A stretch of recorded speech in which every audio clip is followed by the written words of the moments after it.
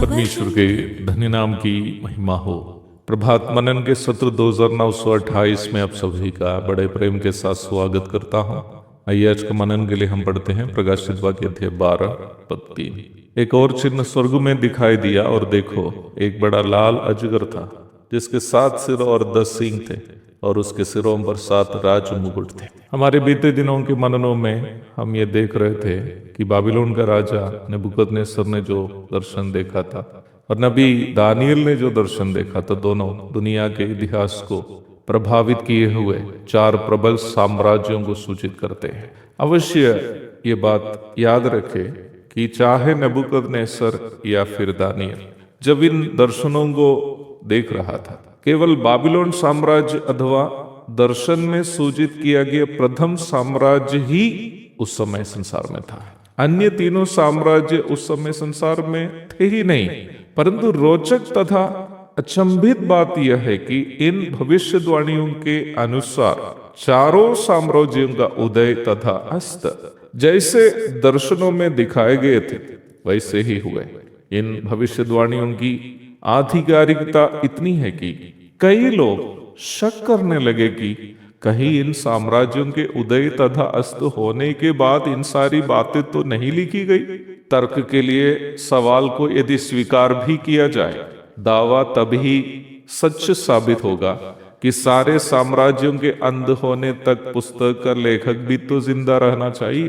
उपलब्ध जानकारी के अनुसार ईसा पूर्व 536 के आसपास में नबी दानियल अपना लगभग 85 उम्र के जीवन को समाप्त करके दुनिया से अलविदा कह दिया और उनको बाबिलोन में ही मिट्टी दी गई। वर्तमानकालीन ईरान के खुजेस्तान प्रांत के शूश शहर में नबी दानियल का कब्र आज भी बाइबल भविष्यवाणियों का समर्थन करते हुए पर्यटकों को देखने के लिए उपलब्ध है।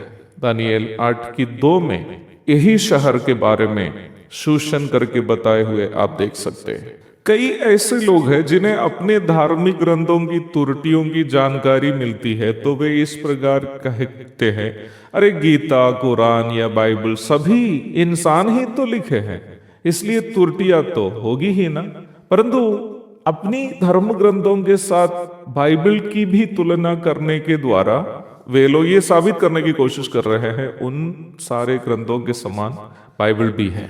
इस बात का तर्क नहीं है कि बाइबल भी लिखने के लिए इंसान ने हाथ चलाया, परंतु बाइबल में दी गई भविष्यवाणियां अर्थात उन घटनाओं की जानकारी जो लेखकों के जीवन काल के कई सदियों के बाद पूरी होने की है, इस बात के लिए एक स्पष्ट प्रमाण है कि बाइबल की रचना के लिए हाथ चलाए हुए लेखकों के पीछे, जैसे बाइबल कहती है, परमेश्वर की प्रेरणा थी।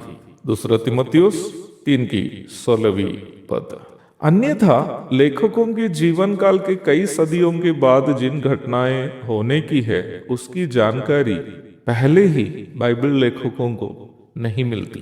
दानियल की पुस्तक में केवल दानियल के जीवन काल की घटनाएं नहीं बल्कि दुनिया के अंत तक होने वाली कई घटनाओं की स्पष्ट जानकारी हमें मिलती है। दानियल ने बाबिलोन साम्राज्य में रहते हुए ये भविष्यवाणी की कि बाबिलोन साम्राज्य समाप्त हो जाएगा, तब मादी और फारसी साम्राज्य आएगा और मादी फारसी साम्राज्य के अंत होने के बाद यूनानी साम्राज्य आएगा और यूनानी साम्राज्य का अंत होने के बाद वो 14 साम्राज्य आएगा जो अजगर के 10 सींग सूचित करते हैं।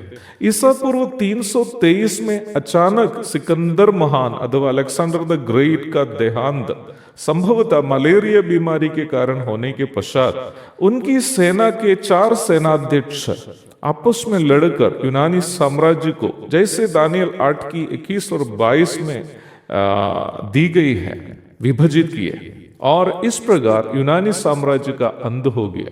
सिकंदर के सेनाध्यक्षों में कसांडर मैसिडोनिया और ग्रीस के मुख्य भूविभाग पर जब कब्जा किया, टोलमी ने मिस्र को अपना बना लिया। लिसिमाकस ने तुर्की आदि इलाकों पर शासन करने लगा और सेल्यूकस मध्य पूर्व इलाकों पर अपना अधिकार जमा दिया। इस प्रकार यूनानी साम्राज्य खत्म हो गया। यद्यपि एक छोटा सा शहर और उसके चारों ओर क्षेत्रीय राजाओं से नियंत्रित छोटे छोटे मुल्क के रूप में रोम पहले से था। ईसा पूर्व 27 के लगभग में सम्राट ऑक्टेवियन, जो अगस्तुस सीसर के नाम से इतिहास में जाना जाता है, अधिकार में आने के बाद रोम एक साम्राज्य बन गया।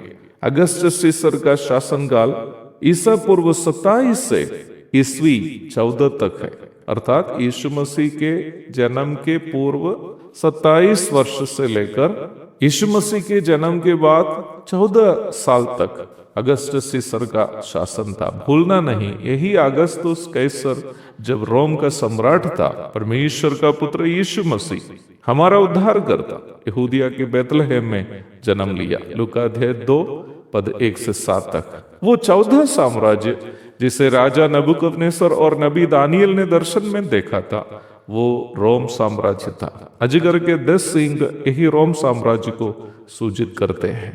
लेकिन रोम साम्राज्य को 10 सींगों से क्यों सूचित कर दिए गए? इस प्रश्न का उत्तर हम कल का मनन में देखेंगे। तब तक के लिए आपसे विदा हो जाता हूं।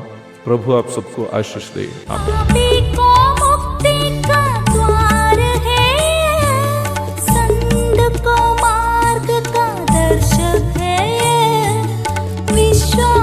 करते हैं उसके लिए अनंत जीवन